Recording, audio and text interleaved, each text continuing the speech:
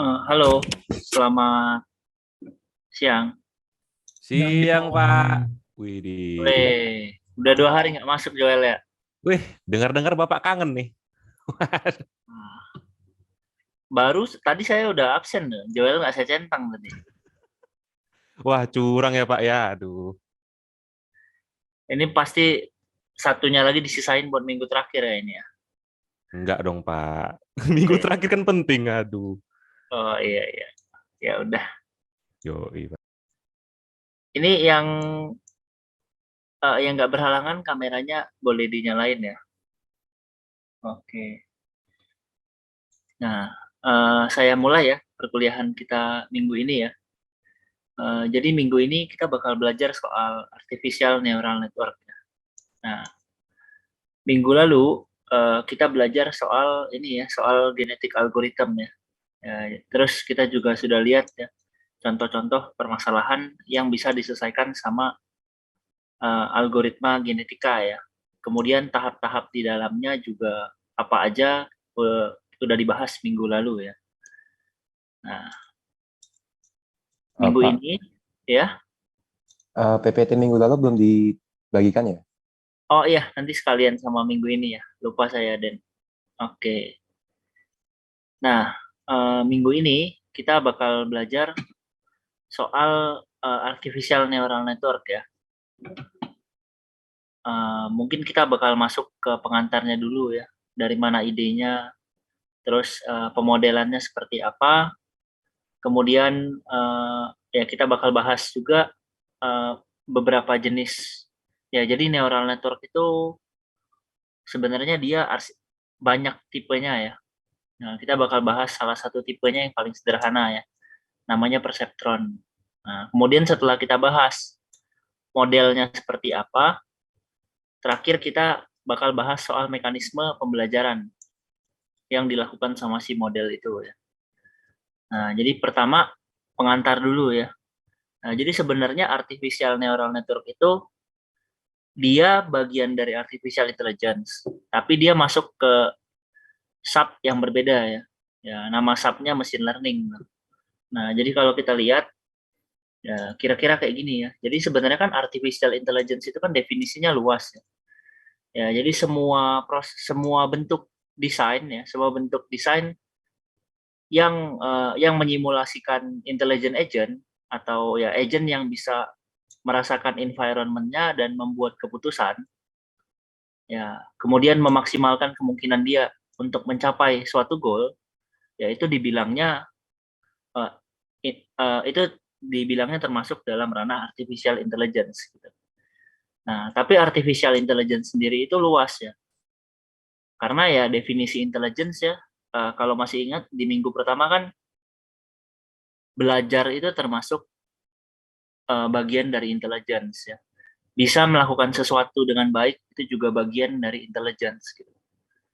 Ya, jadi makanya ya banyak subfield dari AI ini. Ada vision, ya bisa melihat itu juga dibilangnya bagian dari intelligence ya.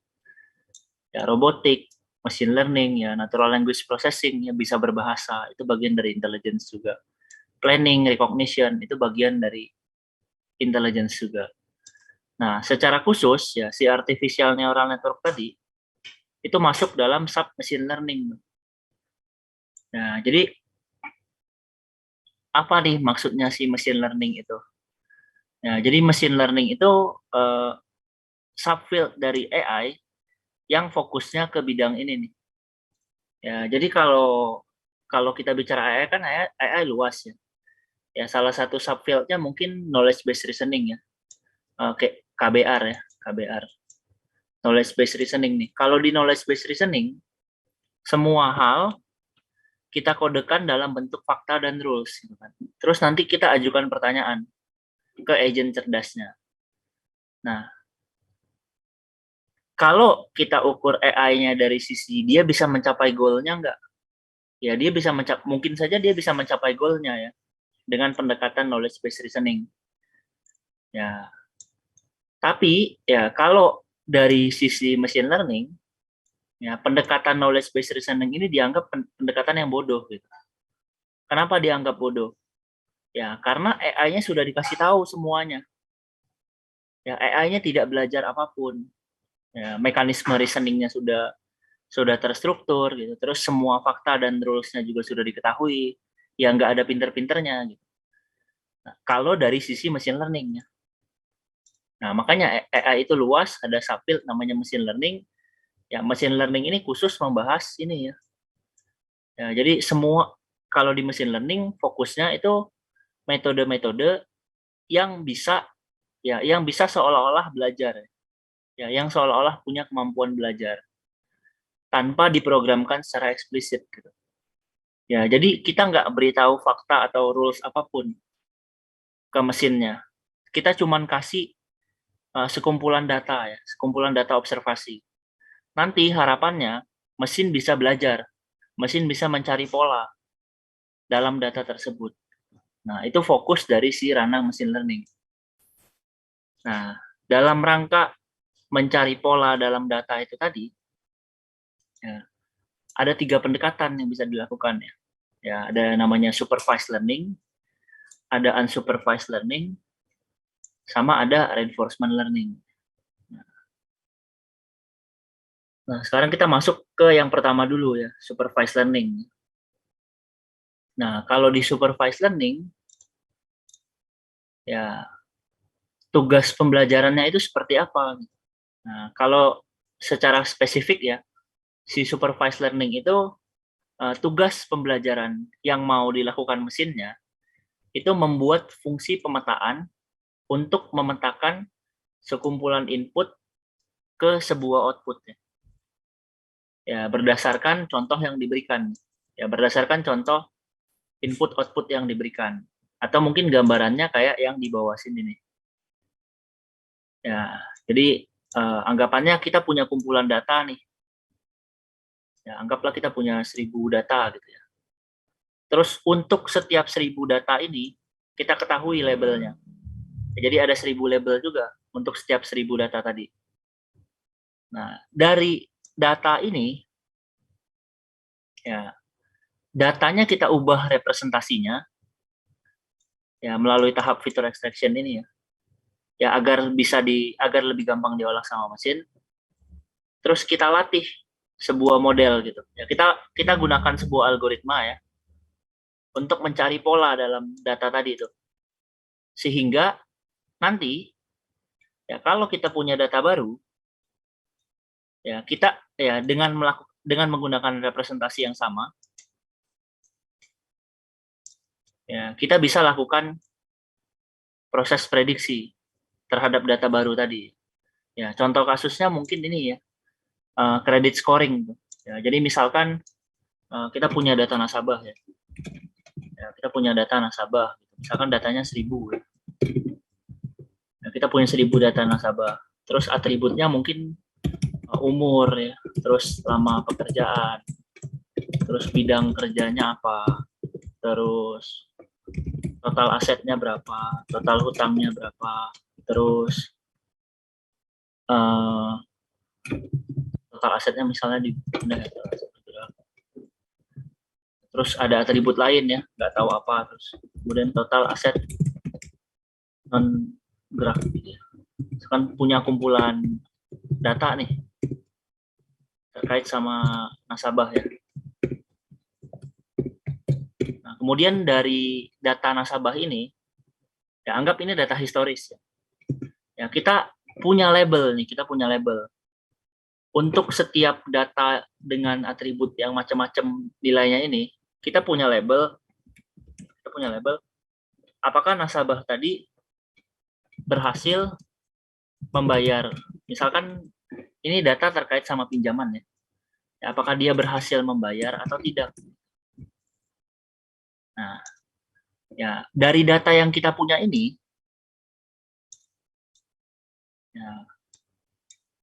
ya ini kita bisa gunakan algoritma supervised learning ya. Kita bisa gunakan metode supervised learning ya untuk mempelajari data ini. Sehingga nanti kalau kita punya data baru, ya kita bisa ini ya, kita bisa lakukan prediksi. Ya kan misalkan data ini kan gampang nih diketahuinya. Ya anggap ini form yang harus diisi oleh peminjam gitu. Ya. Ya dari sini ya, tapi kan ininya susah untuk diketahui kan. Oh kira-kira dia bisa bayar nggak nih kalau saya kasih pinjaman? Nah, label ini kan nggak diketahui kan. Nah jadi berdasarkan suatu data baru yang yang atributnya ini, ya nanti harapannya kita bisa ini ya, kita bisa tahu kira-kira bisa nggak bayar. Nah ini contoh salah satu task supervised learning. Jadi tujuannya ya ini ya, tujuannya mempelajari fungsi pemetaan dari sebuah input ke suatu output ya. Ya, kemudian tugas supervised learning itu dibagi lagi ya ke dalam 2 kategori gitu. Tergantung sama output yang dihasilkan. Ya. Tugas pertama tugas klasifikasi ya. Yang kedua tugas regresi. Ya, kayak yang tadi saya bilang ya, yang membedakan hanya outputnya, tipenya apa. Ya, kalau di tugas klasifikasi, outputnya itu kategori atau outputnya itu bisa kita diskretkan gitu. Sebagai contoh, misalkan kita mau buat dari status dari apa?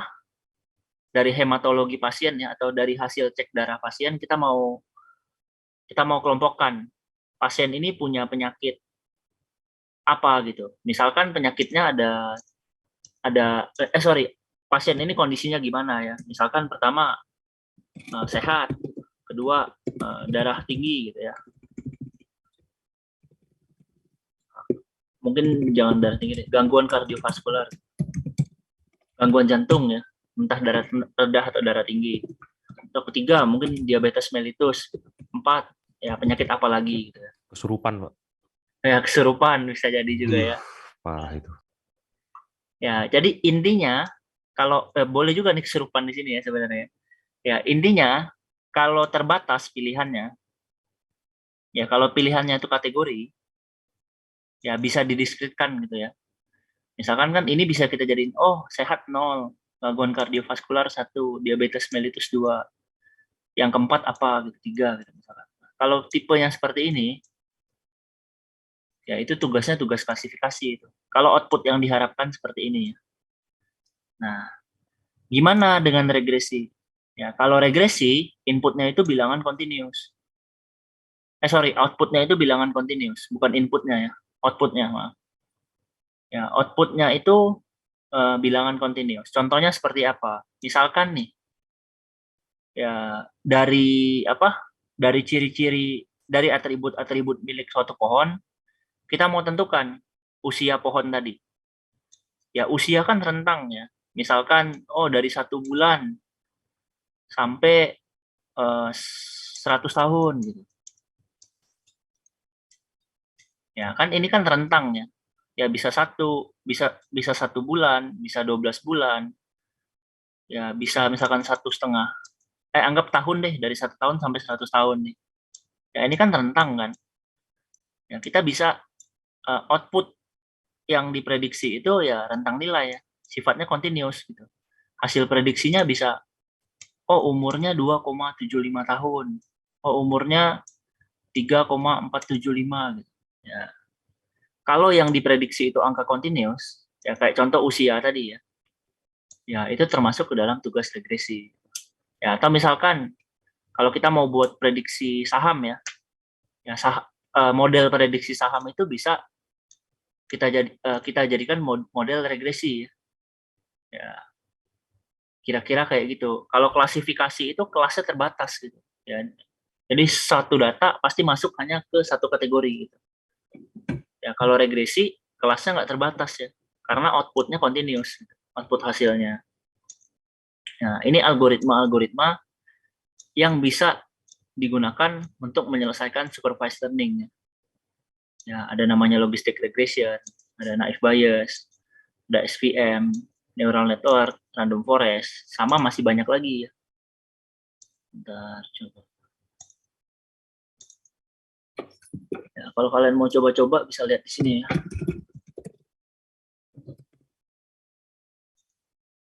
Nah, ini algoritma supervised learning.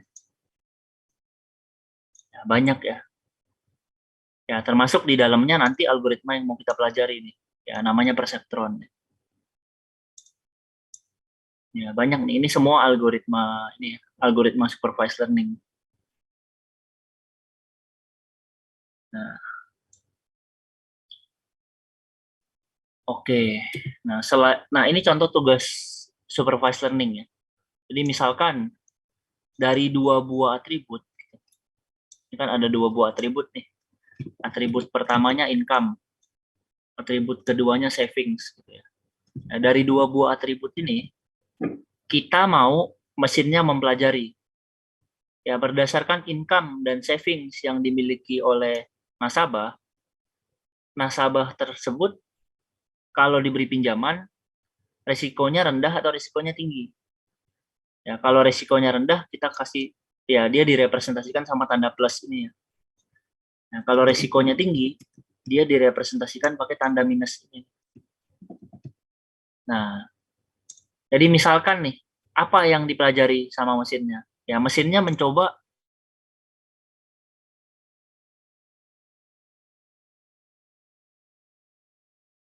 pembatas ini kita beritahu ya. Ya, kalau supervised learning, garis pembatas ini yang mau dicari tahu, yang mau dicari sama mesinnya.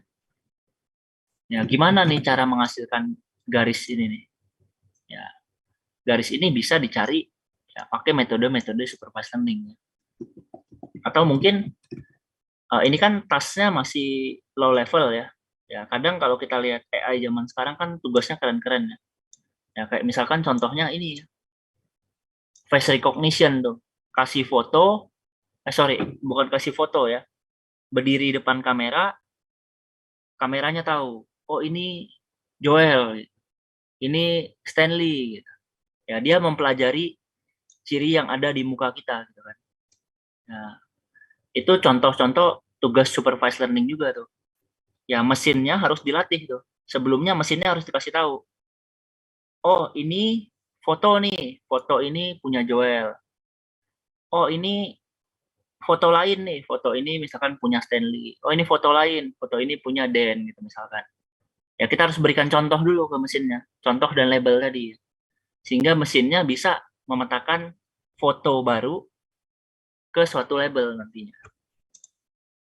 Ya, atau mungkin kalau yang lebih keren lagi ya, yang supervised learning ini kebetulan ya salah satu tugas yang paling hype ya.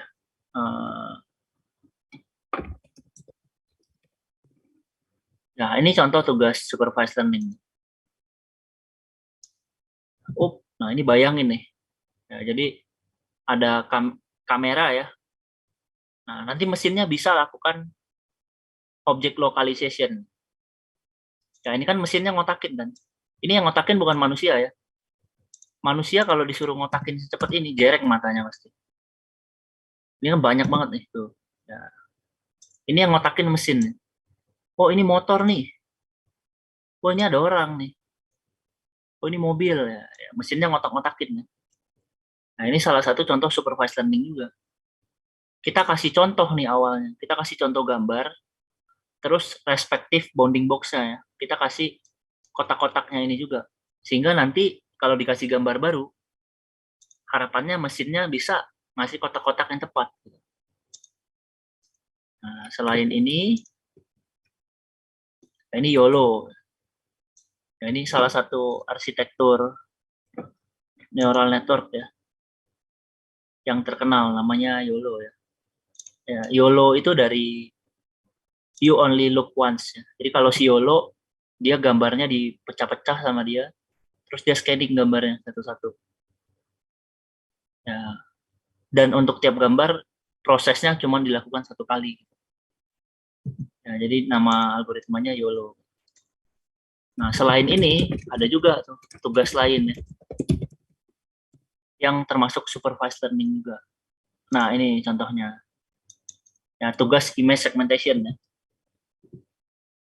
Ya, jadi kadang mungkin kita bingung kan, gimana tuh si Elon Musk sama Tesla ya terutama ya. Tim-tim di Tesla itu buat smart car bisa jalan, bisa tahu depannya kosong itu gimana. Ya, dengan menggunakan teknik ini nih, teknik segmentasi. Nah, jadi tiap gambar tadi dikasih respective color ya, tergantung sama mesinnya menganggap dia apa. Misal nih, kalau pepohonan atau tumbuh-tumbuhan dikasih warna hijau. Kalau mobil dikasih biru. Kalau manusia ya dikasih merah. Nah, jadi mesinnya bisa melakukan pengenalan ya. Ya, ini proses pelatihannya juga sama ya. Supervise ini. Ya, dimasukin gambar, dikasih juga hasil segmentasinya.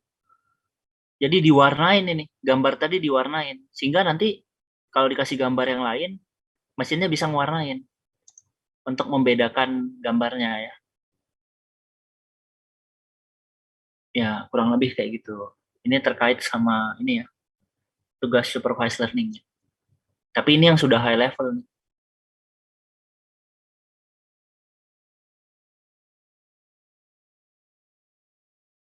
Supervised learning, ya ada juga teknik machine learning yang sifatnya unsupervised. Ya, kalau unsupervised tadi, tujuan kita ya dari sekumpulan data nih yang kita punya, ya kita mau lakukan pemetaan nih. Misalkan ada 2 label. Oh, ini data yang ini nih. Yang duanya yang kelas bawahnya ya. Kita mau coba mencari pemetaan kan dari tiap data tadi.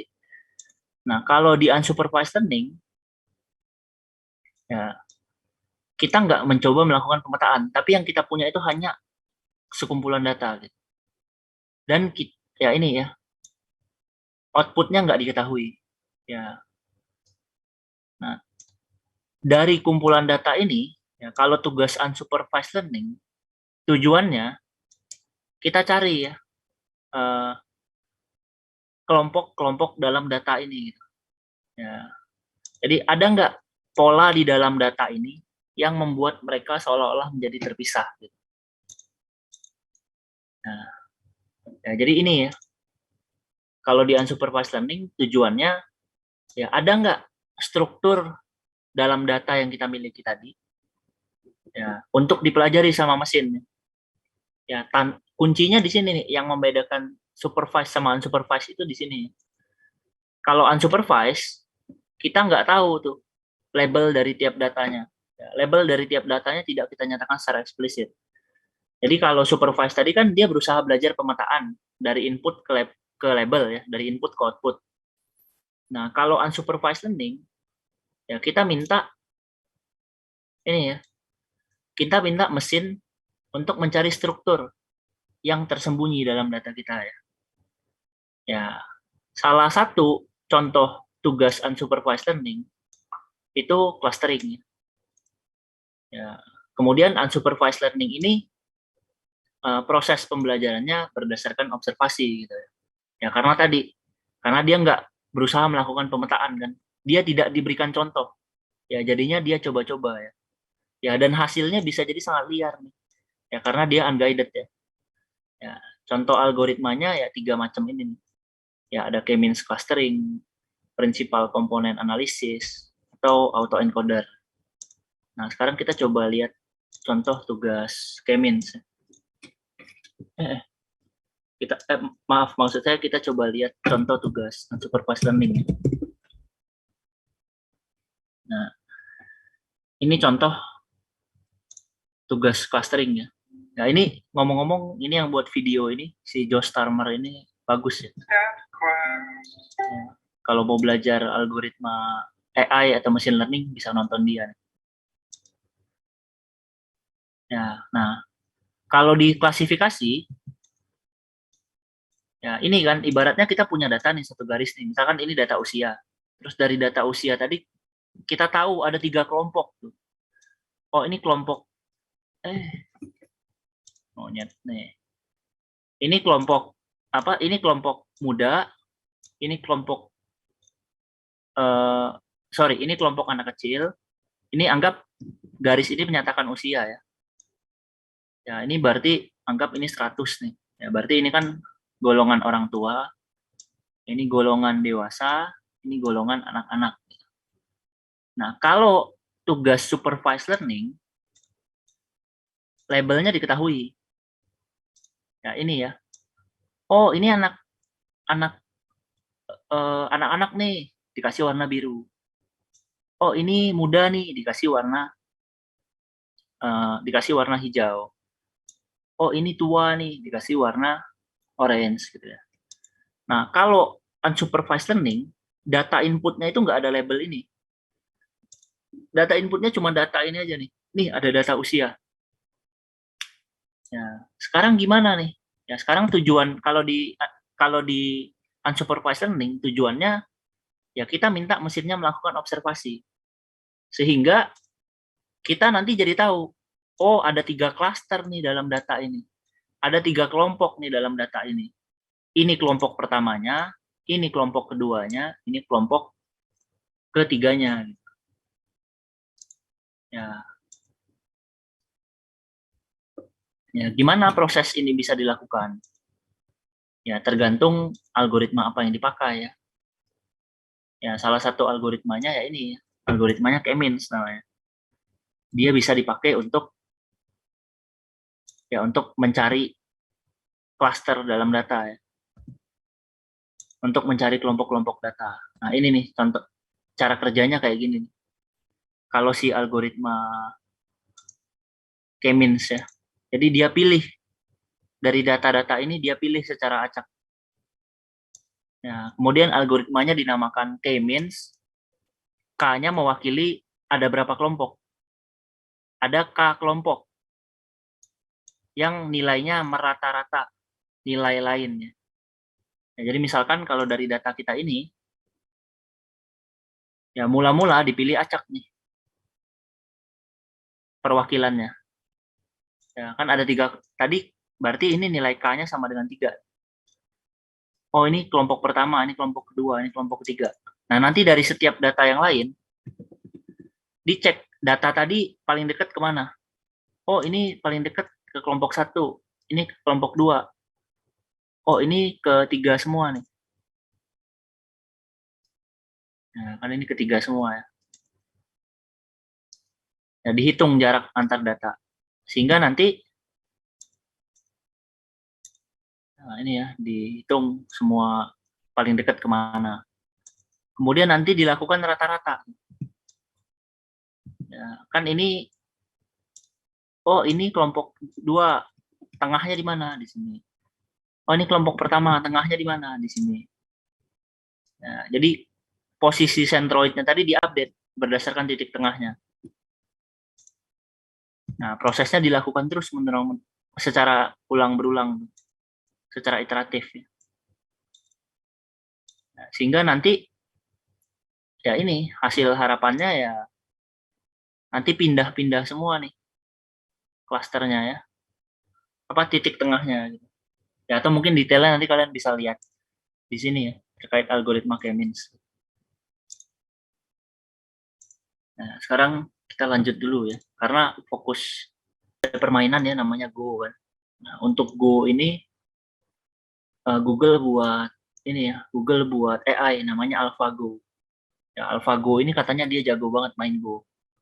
Ya, dia pernah tanding sama ini ya Grandmaster dari Korea ya. Ya, dia ibaratnya main Go-nya jago banget lah. Dia wakilnya manusia lah gitu. Untuk lawan robot ya. Dia lawan AlphaGo nih. Ya, AlphaGo lawan Lee Sedol ya. Ya, ternyata kalah ya perwakilan manusia ya. Tapi dia bukan Grandmaster yang paling tinggi levelnya. Dia Grandmaster, tapi kalau nggak salah dia ranking 10-an gitu lah. Bukan yang ranking satunya ya.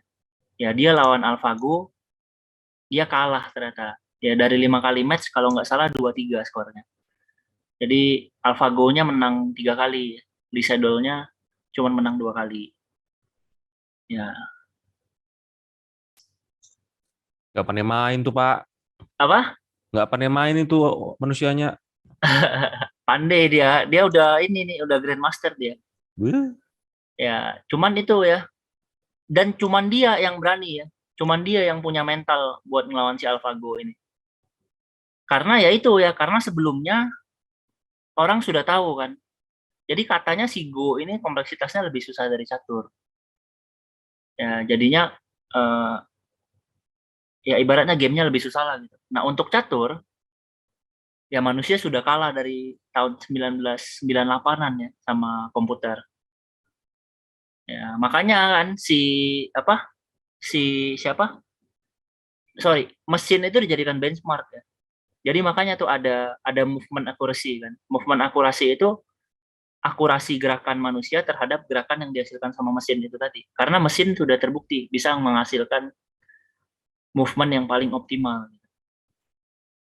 Ya makanya si Dewa Kipas itu ketahuan curang kan. Ya, cuman sama orang Indonesia malah dibelain ya. Ya. Nah kalau untuk Go ini belum ada nih langkah optimal Go itu seperti apa belum ada. Nah, tapi ternyata manusianya juga kalah ya sama si AlphaGo ini. Dan cuma dia yang berani. Grandmaster lain nggak ada yang mau lawan si AlphaGo. Nah, terus ada versi lagi nih selain AlphaGo, namanya AlphaZero ya. Ya, AlphaZero itu pengembangan dari si AlphaGo.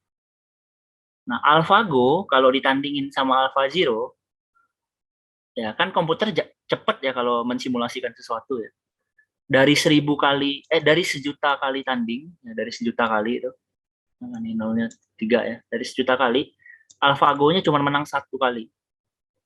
Sisanya yang menang AlphaZero. Jadi bayangin tuh, kalau AlphaZero ditandingin sama Grandmaster manusia, terus misalkan planet bumi yang dipertaruhkan, bumi ya udah jadi punyanya si AlphaZero ya. Ya kurang lebih kayak gitulah. Ya, pendekatan yang digunakan sama AlphaGo itu si reinforcement learning. Ya. Karena tujuan objektifnya nggak jelas kan kalau main Go gini kan. Jadinya AI-nya eksploratif gitu, untuk berusaha memaksimalkan reward dia. Ya, kurang lebih kayak gitu. Nah, kita masuk ke materi kita hari ini. Jadi minggu ini kita belajar soal artificial neural network kan. Nah, neural network itu arsitektur yang seperti apa? Ya, jadi kayak dibuatnya dari mana? Ya, jadi neural network itu inspirasinya dari otak manusia ya. Tapi ingat, cuman inspirasinya ya. Nanti begitu dimodelkan, nggak ada mirip-miripnya sama proses berpikir otak manusia ya. Ya, jadi katanya di otak manusia ya ada kumpulan neuron, ya, ada kumpulan neuron. Ya, ini 2 biji neuron ini ya, saya gambar nih. Nah, neuron tadi satu sama lain saling terhubung katanya. Ya, dan neuron ini dia menerima input ya. Dia menerima input, dia menghasilkan output. Ya, anggap kayak gini lah ya. Tanda panah ini maksudnya input ya. Nah,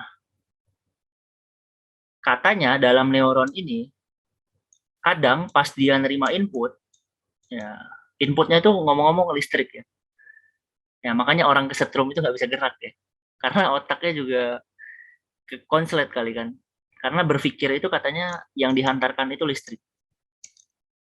Ya, jadi kayak pas sebuah neuron nerima input listrik, kadang kalau input listriknya itu kuat, dia bakal terus ke neuron lain.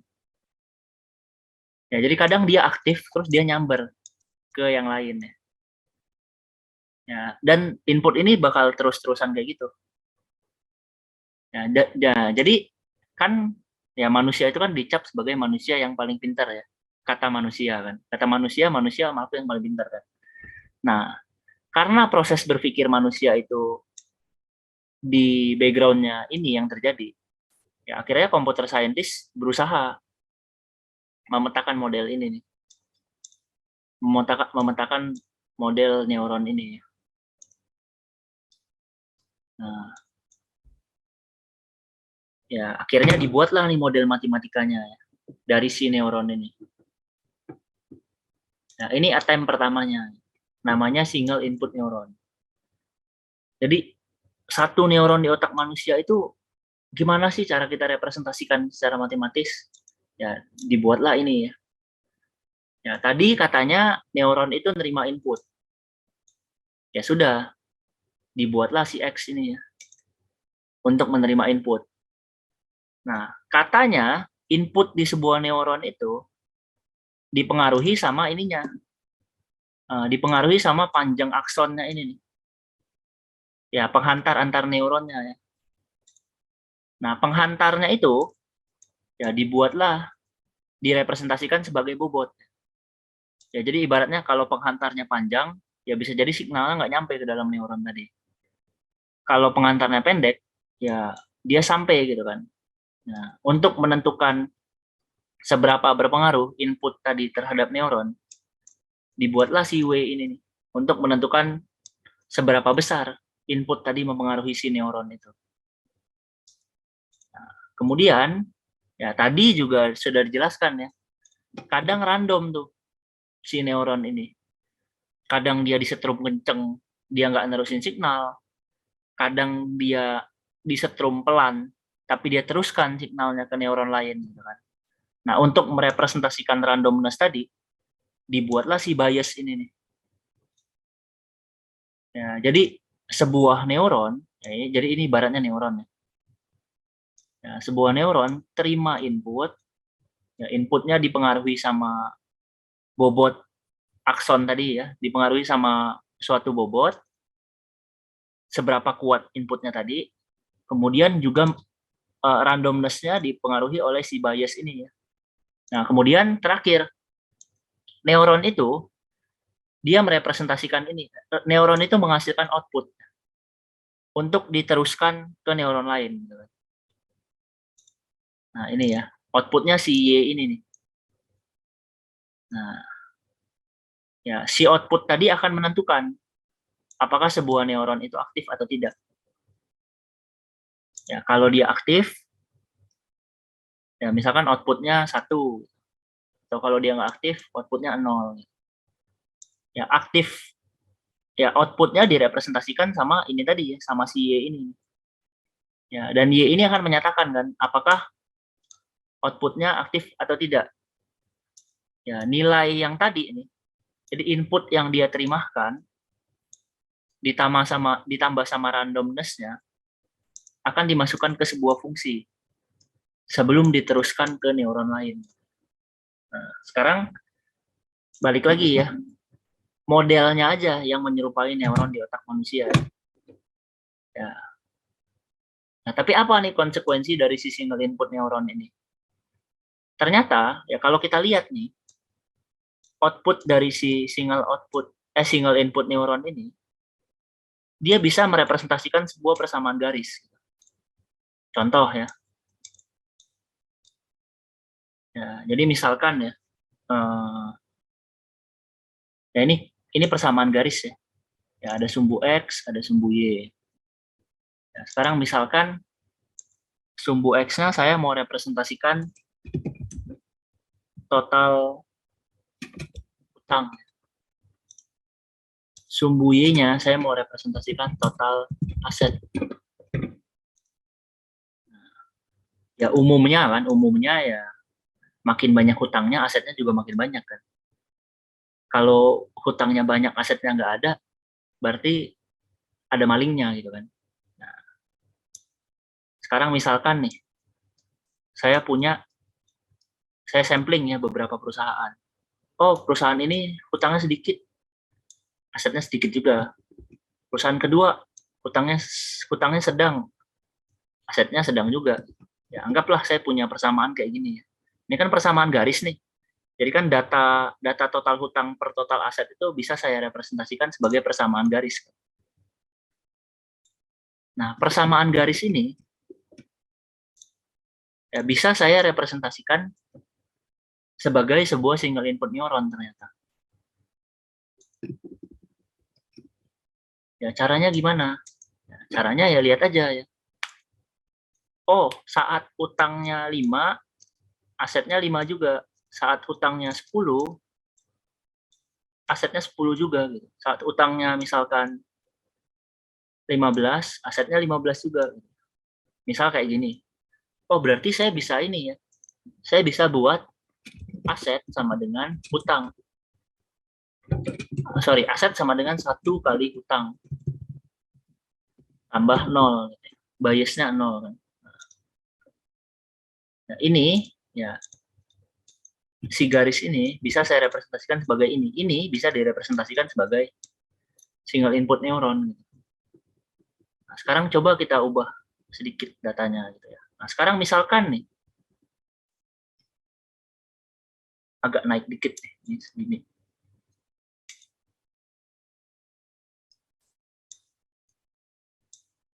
Nah, misalkan kayak gini ya. Nah, jadi ada baseline hutangnya nih. Kemudian garisnya baru di sini. Garisnya bukan dari sumbu tengahnya, tapi dari sini nih garisnya. Nah, ini juga bisa kita representasikan sebagai single input neuron ya. Berarti aset sama dengan hutang, ya satu kali hutang tambah ini tadi, tambah nilai ini nih, ini B-nya. Kalau misalkan ininya 5, ya saat hutangnya 0, asetnya 5. Oh, berarti ya ada nilai bias 5. Ya, jadi intinya apa? Ya intinya ini ya. Intinya si single input neuron ini bisa kita gunakan untuk memetakan ini ya. Memetakan sebuah persamaan garis. Ya, kurang lebih kayak gitu. Ya, jadi kalau kita punya data apapun, ya mau bentuknya kayak gini, mau bentuknya panjang ke atas atau lurus, itu bisa kita petakan sebagai sebuah single input neuron.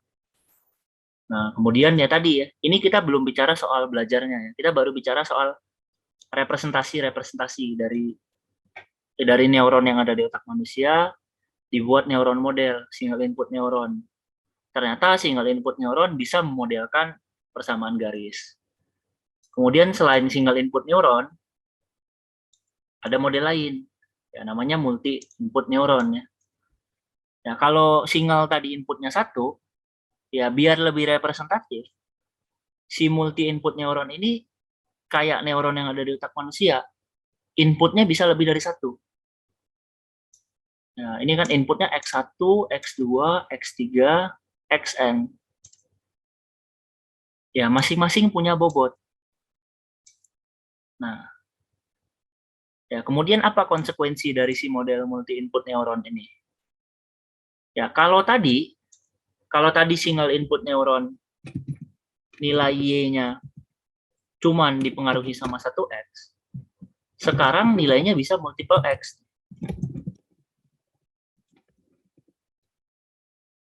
Nah, apa konsekuensinya? Ya, ternyata ya kita bisa representasikan ini ya, persamaan linear multivariabel nih. Sebagai contoh, misalkan kita mau prediksi Y-nya harga mobil. Terus kita tahu harga mobil itu dipengaruhi oleh beberapa faktor. Misalkan pertama, harga bensin. Terus pendapatan per kapita negara. Kemudian harga besi, harga plastik. Ya. Nah, kan tapi kita nggak tahu nih seberapa berpengaruh harga bensin tadi terhadap harga mobil. Ya, dia punya satu koefisien kan. Nah, koefisiennya si W1 ini nih. Seberapa berpengaruh bensin terhadap mobil? Seberapa berpengaruh pendapatan per kapita terhadap harga mobil? Oh, pajak juga gitu misalkan. Ya, kalau pajaknya mahal, tentu harga mobilnya mahal. Ya, seberapa berpengaruh harga bensin terhadap ini? Kita bisa cari koefisiennya. Nah, ya kelihatan ya di sini ya. Ternyata multiple input neuron, bisa kita gunakan untuk merepresentasikan ini tadi ya. Jadi kita bisa cari sebuah harga dari sekumpulan atribut dengan menggunakan multi input neuron. Nah, sekarang ya berarti dari sini kelihatan ya. Kalau kita punya kumpulan data nih, Ya, anggap kita punya kumpulan data nih. Oh,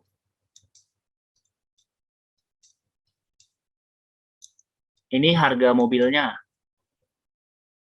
Ini X1 harga bensin. Ini X2 pendapatan per kapita. Ini X3 harga besi. Ini X4 harga plastik gitu ya. Ini X5 pajak.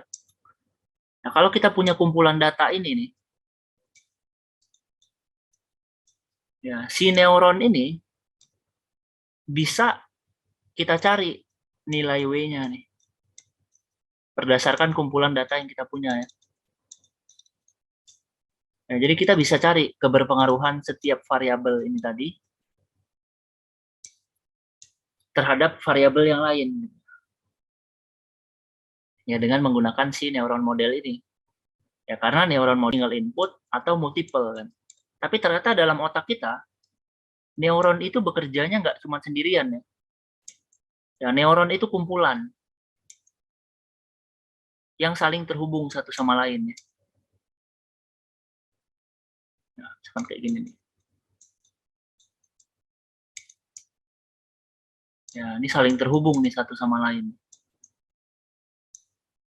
Nah, ya, makanya dibuatlah istilah ini ya, neural network arsitektur.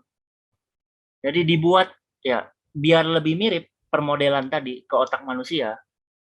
Dibuatlah model namanya neural network. Neuralnya mewakili si neuron tadi. Networknya mewakili jaringan. Ya, jadi jaringan saraf tuh.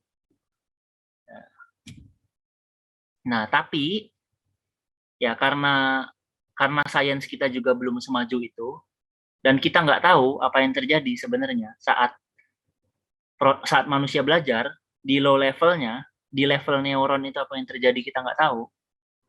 Akhirnya dibatasi.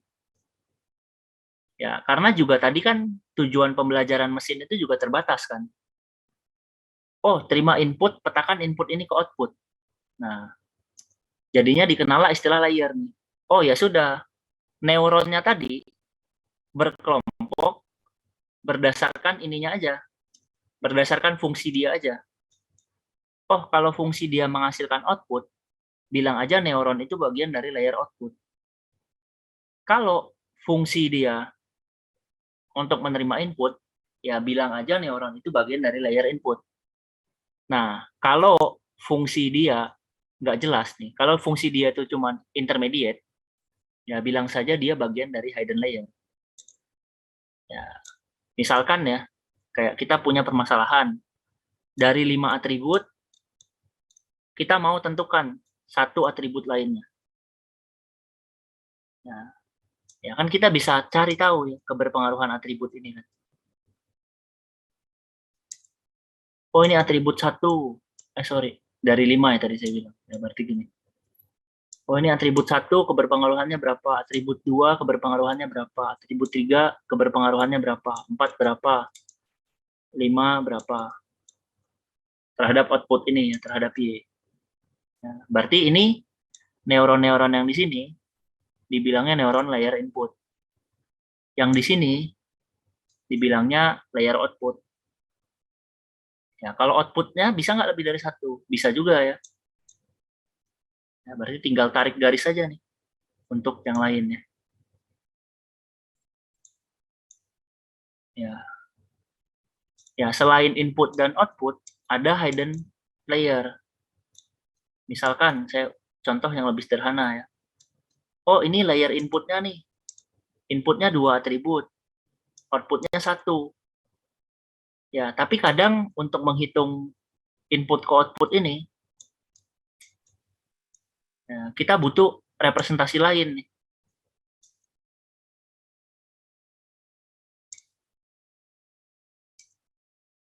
Nah, neuron yang di sini nih, yang bukan input dan output tadi, dibilangnya hidden layer. Nah, dari peran neuron ini tadi, ya kan tadi ada neuron-neuron itu bisa menyusun input layer, bisa menyusun hidden layer, bisa menyusun output layer. Nah, dari ketersediaan input output sama hidden layernya, Ya, dikenallah arsitektur ini nih. Ya, ada beberapa arsitektur ya. Tapi sebenarnya arsitekturnya lebih banyak lagi dari ini. Sebentar. Oh,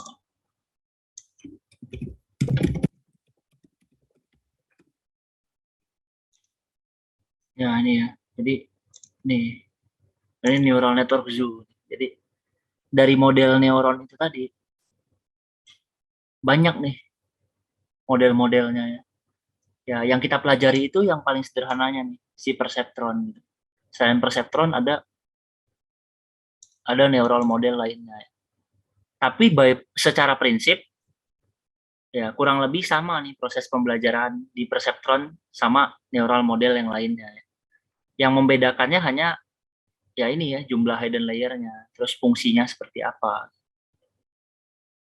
Ya, kira-kira gitu. Saya balik lagi ke slide. Sebelum saya lanjut, saya permisi ke toilet dulu ya, 5 menit ya. Mari, Pak.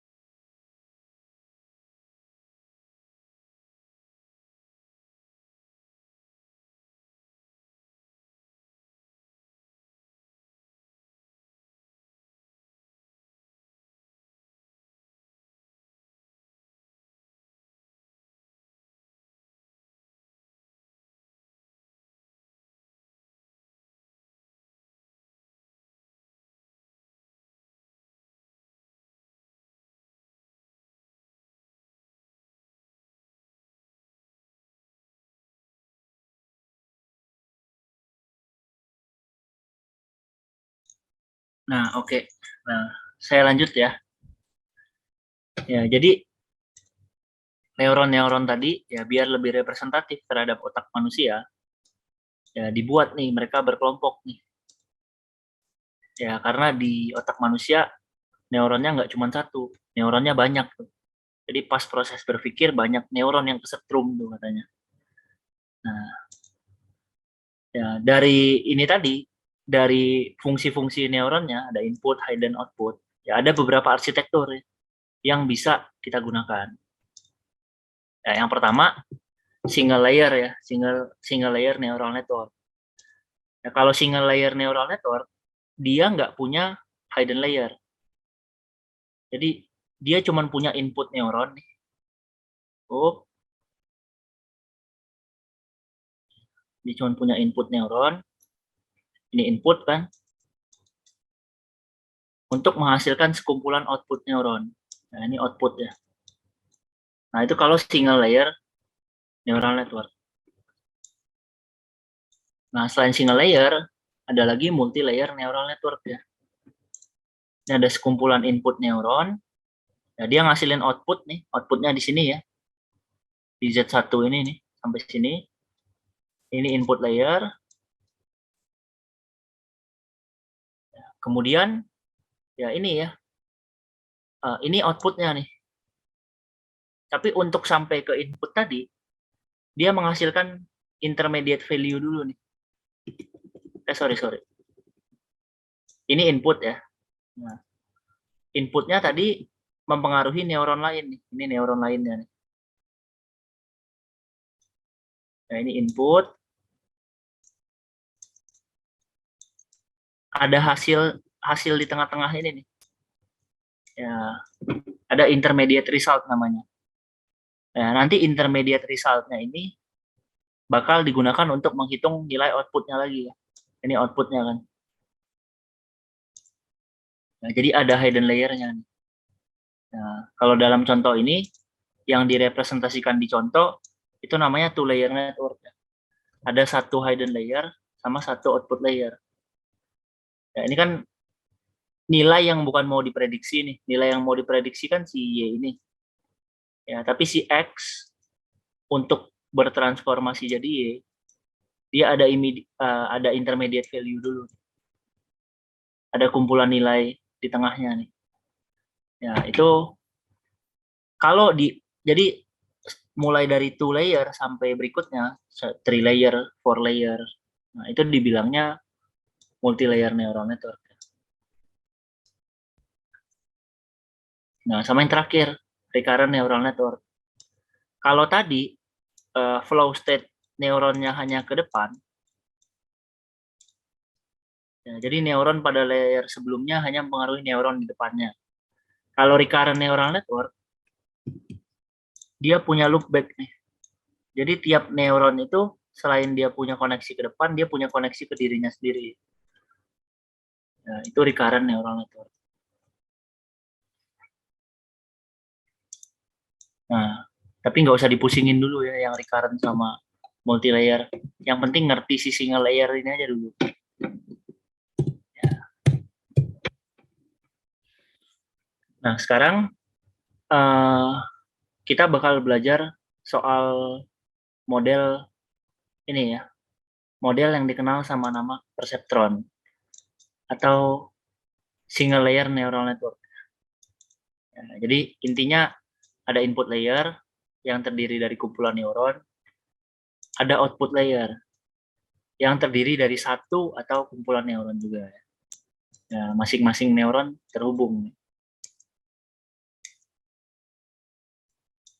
Ya, nah, ribet ya. Pokoknya ngerti lah ya maksudnya ya. Jadi neuron pada layer sebelumnya terhubung. Seluruh neuron pada layer sebelumnya terhubung ke setiap neuron yang ada di layer berikutnya. Nah, ya, perseptron ini ya, dia bisa kita ini ya, perseptron ini bisa merepresentasikan tadi ya, dia bisa merepresentasikan persamaan linear ya. Sehingga dia bisa kita gunakan ya untuk membentuk sebuah binary classifier. Ya, jadi berdasarkan sebuah input, ya, kita bisa petakan input tadi ke output dengan menggunakan model perseptron. Nah, sekarang kita sudah selesai ngomong soal arsitekturnya ya. Ya, jadi arsitekturnya tadi banyak tuh. Ya, kita sudah belajar soal neuron model. Terus ya dia bisa terima single input, dia bisa terima multiple input. Kemudian mereka juga bisa disusun ya. Ya, dia bisa jadi ya bisa multiple layer ya, bisa terdiri dari banyak neuron gitu kan. Nah, sekarang kita masuk ke iyalah, oke deh, anggap kita punya data. Anggap kita punya neural model tadi. Nah, sekarang gimana cara melatih si neuron model kita? Nah, dalam melatih neuron model itu tadi, ada dua istilah ya. Yang pertama epoch namanya, yang kedua learning rate. Ya, jadi kan tadi kita punya data ya, kita punya kumpulan data. Gitu. Anggap kita punya 1000 data. Nah, kita punya 1000 data nih. Nah, data ini mau kita masukin ke si model perseptron. Nah, model bulat-bulat ini nih. Nah, harapannya model ini bisa belajar nanti. Nah, ya dalam proses pembelajaran si neuron model kita ini terhadap data yang kita punya, ada istilah epoch. Ya, jadi sama kayak kita belajar ya. Jadi perseptron itu belajar, prinsipnya mirip sama manusia belajar ya. Kalau manusia belajar, maaf ya, kalau manusia belajar, ya kalau pernah belajar ya, kalau manusia belajar, belajar itu kan diulang-ulang. Jadi misalkan nih, anggap kita punya 1000 data, atau kita punya 1000 soal nih, anggap kita mau UAS. Asumsiin aja perseptron ini kayak manusia. Nah, kalau manusia belajar 1000 soal, ya kan diulang-ulang ya. 1000 kali itu dihafalin ya, semua satu-satu kan. Hari ini selesai, besoknya diulangi lagi 1000 ini kan. Selesai lagi, diulangi lagi ya. Nah, epoch itu menyatakan berapa banyak pengulangan terhadap data tadi dilakukan. Karena mesin belajarnya mirip prinsipnya kayak manusia ya. Ya, jadi kalau dia sudah selesai di 1000 ini, dibilangnya satu epoch. Kalau dia udah ngulangin buat yang kedua, berarti 2 epoch. Kalau yang ketiga, kalau dia ngulanginnya sampai 3 kali, berarti 3 epoch. Dan sama juga kayak manusia, ya, proses pembelajarannya itu ada istilahnya learning rate. Nah, kan manusia proses belajarnya bisa cepat, bisa lambat. Kadang ada yang belajarnya lambat, tapi ternyata ingatannya jauh lebih kuat. Nah, proses itu ya lambat cepatnya pembelajaran itu dipengaruhi sama learning rate ini nih. Ya, atau laju pembelajaran. Nah, sekarang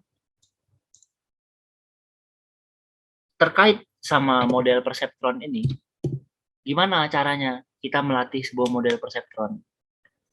Ya, anggap kita punya model, kita punya model, ya, punya model perseptron gitu ya. Ya, model perseptron ini, ya anggap berarti kan ini ada 2 input, kita mau tebak satu input dari 2 input tadi ya. Sorry, kita mau tebak sebuah output dari 2 input. Mula-mula weight-nya nih, nah, jadi weight si input itu dan nilai bias mirip neuron tadi diinisialisasi secara random awalnya ya, terkait sama single layer perseptron. Nah, kemudian tahap kedua, kalau kita mau melatih single layer perseptron, ya kita tentukan nilai learning rate-nya, seberapa cepat laju pembelajarannya. Ya, atau kalau untuk kasus yang sederhana, ya biar gampang kita set saja learning rate-nya jadi 1. Ya. Tapi biasanya learning rate ini nilainya di antara 0 sampai dengan 1 ya. Dan umumnya kecil tuh, biasanya cuma 0,001 atau 0,01. Ya biasanya ini ya. Kalau untuk kasus data real. Ya. Kemudian yang ketiga, kita tentukan threshold untuk activation function-nya, atau lebih tepatnya kita tentukan juga activation function apa yang mau kita pakai gitu ya. Nah, kemudian ya tadi kan kita bilangnya oke lah, awal-awal kita udah tahu model perseptronnya kayak apa.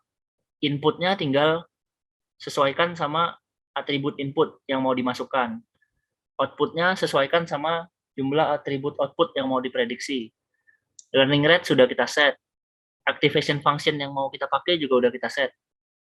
Nah, tadi katanya model ini bisa belajar dari example yang diberikan. Nah, sekarang dari example yang diberikan itu apa yang dilakukan sama modelnya? Nah, jadi yang dilakukannya ini ya. Jadi untuk setiap data yang diberikan ke modelnya, ya anggap tadi ya neuron modelnya kayak ini nih tadi. Nah, ada bobot ya, ini 0,3, ini 0,4. Nah, terus kita punya data nih. X1, X2, Y gitu ya. Nah, ini Y-nya. X1 5, X2-nya 8, nilai Y-nya 1.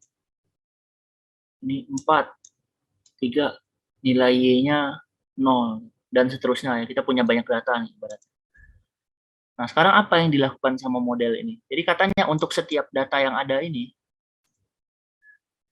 ya, hitung outputnya gimana, outputnya berapa. Ya, kemudian outputnya tadi kan dimasukin ke fungsi aktivasi kan.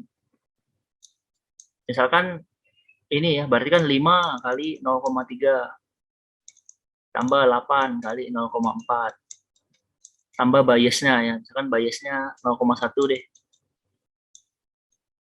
Ini di total dapat nilai Y. Nanti nilai Y ini kan dimasukin ke fungsi aktivasi. Oh, ternyata setelah masuk fungsi aktivasi ternyata nilainya 1.